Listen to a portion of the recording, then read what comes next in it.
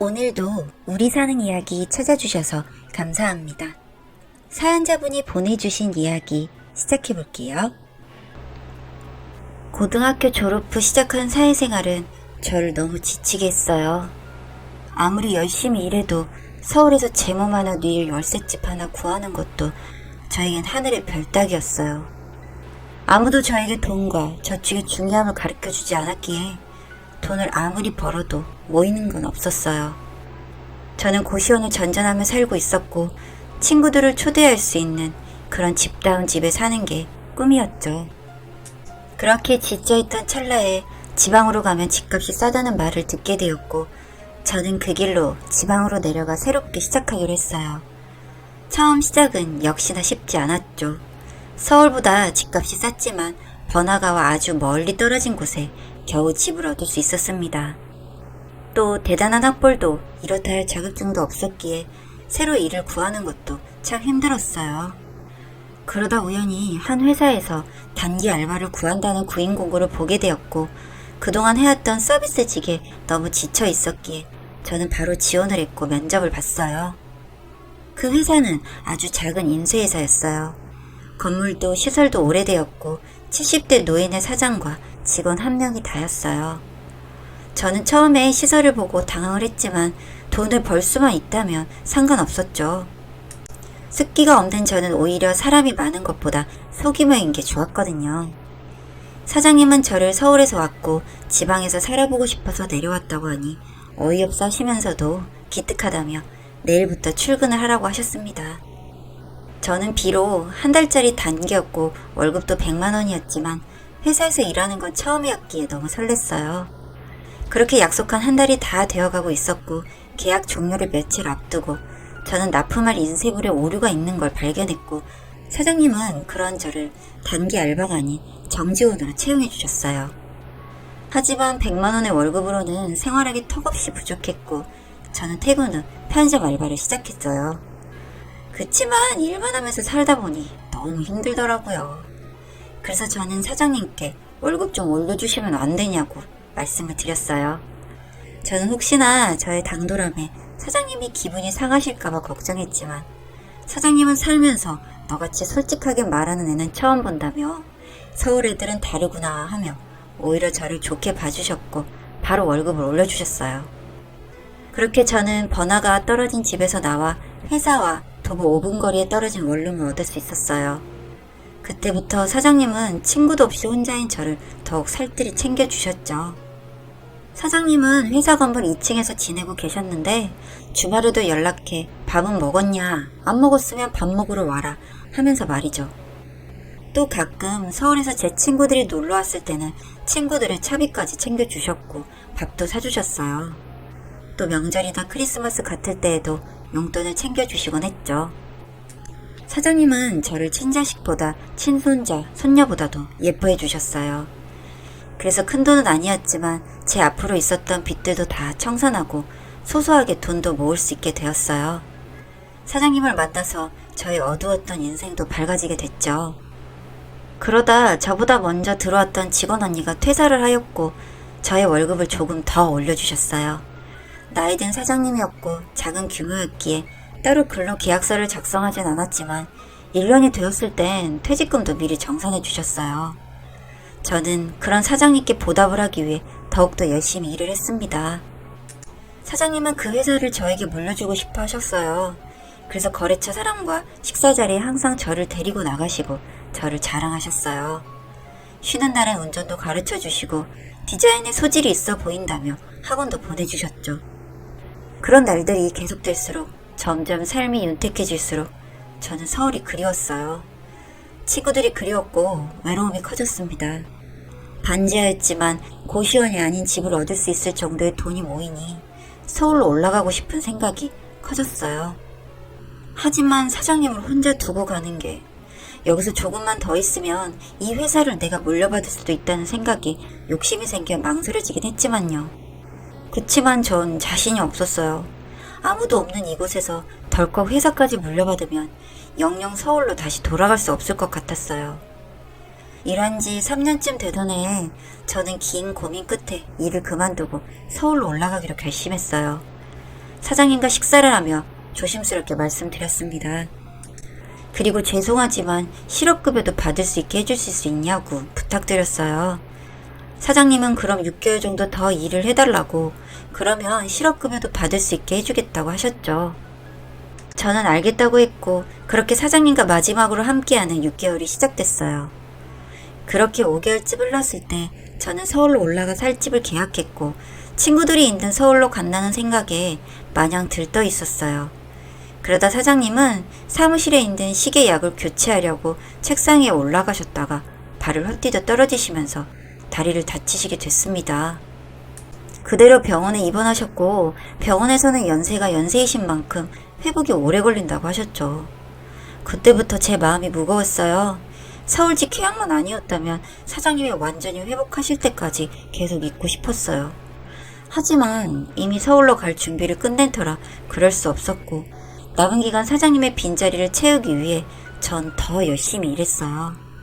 그렇게 사장님은 제가 가기 일주일 전쯤 완전히 회복하지 못한 상태로 퇴원하셨고, 불편하신 몸으로 업무에 복귀하셨어요. 그렇게 일주일은 빠르게 지나갔고, 저는 서울집으로 짐을 택배로 보냈고, 금요일 저녁 기차표를 끊어놓고 금요일 퇴근 후 사장님과 마지막 저녁 식사를 했습니다. 식사 자리가 끝날 때쯤부터 자꾸만 눈물이 났어요.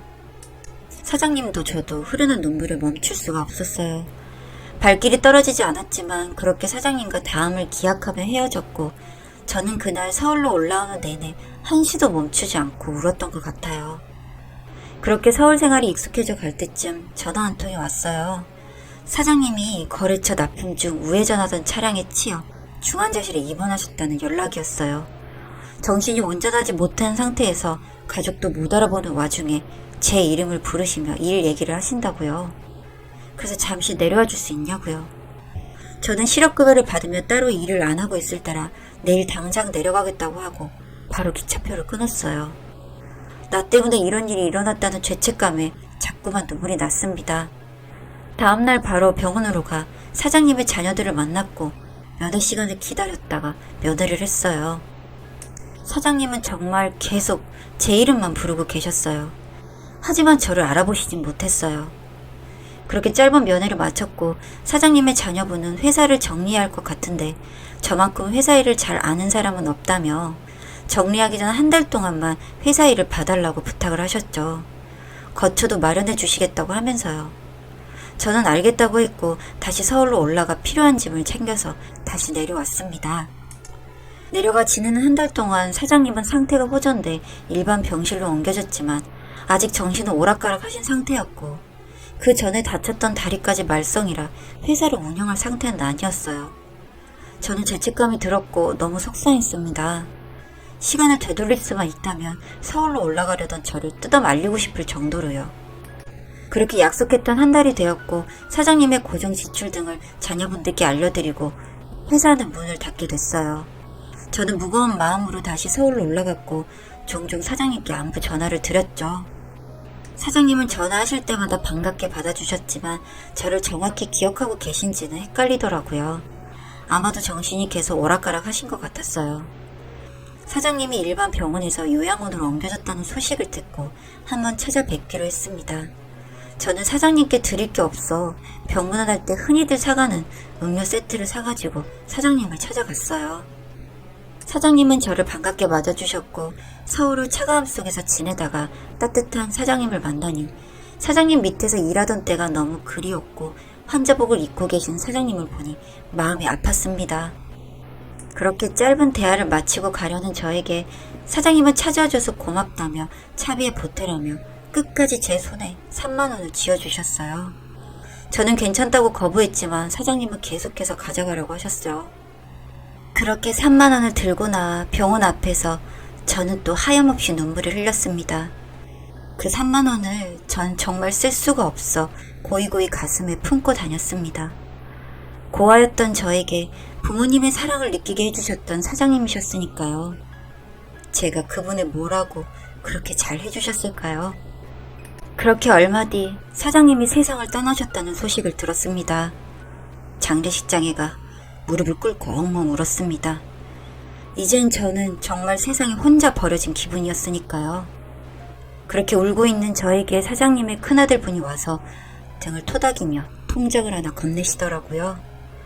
그리고 이야기를 시작하셨습니다. 사장님에게는 자식이 셋이 있었는데 그 중에 둘째가 어릴 때 세상을 떠났다고 했습니다. 잊고 사시는 줄 알았는데 죽은 자식을 잊고 사는 부모는 없듯 그렇게 사장님의 가슴 속에 살아있었나 보더라고요. 그렇게 살고 계시던 중 어느 날부터인가 서울에서 내려왔다는 맹랑하고 귀여운 여자아이가 있다며 자주 말씀을 하셨다고 합니다. 그게 바로 저였대요. 죽은 딸이 살아있었다면 딱 이렇지 않았을까 하며 웃으며 말씀을 하시곤 하셨대요. 그렇게 저는 죽은 딸이 돌아왔다 생각하고 오래오래 두고 보고 싶으셨다고 했답니다. 그러다가 제가 서울로 가겠다고 할 때쯤이었나 봐요. 언제부턴가 얼굴이 어두워지셨고 왜 그러시냐 물으니 제가 서울로 간다고 했다고. 같이 따라갈 수도 없고 다 큰 자식을 잡고 있을 수도 없으니 참 마음이 아프다 하셨대요. 그렇다고 젊은 여자아이에게 아무 조건 없이 무엇인가 도움을 주었다가는 오해를 살까 걱정이기도 하고 해서 고민을 하셨다고 합니다. 그리고 다 큰 자식 출가시키는 마음으로 그렇게 준비를 하셨었다고 해요. 그리고 언제든 다시 돌아올 수 있도록 그렇게 열린 마음으로 기다려봐야겠다 하셨대요. 그러던 중 사고가 있었고 이렇게 정신이 오락가락 하시는데도 제 걱정뿐이셨다고 했습니다. 정말 제가 죽은 딸로 생각하셨던 것 같다고요. 엉엉 울고 있는 저에게 이런 말씀을 전하시던 사장님의 큰아들 분이 그러시더군요. 이제 이곳을 고향이라고 생각하고 그렇게 오라고요. 자신이 삼촌 같은 존재가 되어줄 것이니 언제든 이 따뜻한 고향으로 와도 좋다고요. 사장님만큼은 못하겠지만 그래도 너른 가슴으로 안아주겠다고 하셨습니다. 이게 사장님의 유언이기도 했대요. 네 동생이 살아 돌아왔다 생각하고 따뜻히 대해주라고요. 제 얼굴에선 쉼없이 눈물이 흘렀습니다.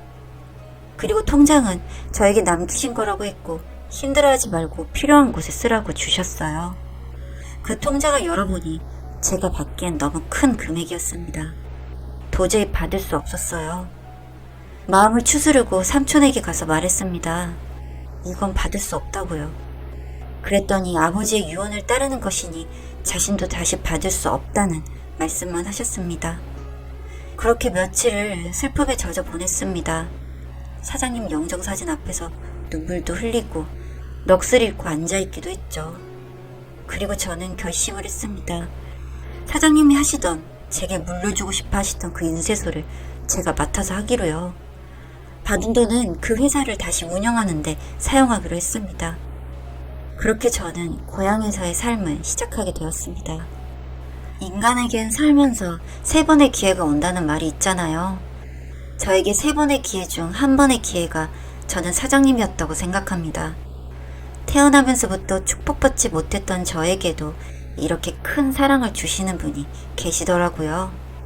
그 어떤 선물보다도 가장 행복한 건 저에게도 명절이나 생일이나 특별한 날에 함께할 가족이 생겼다는 것입니다. 앞으로의 제 삶은 저에게 주신 이 가족들을 행복하게 해주는데 쓰려고 합니다. 그게 저의 가장 큰 기쁨이기도 하니까요.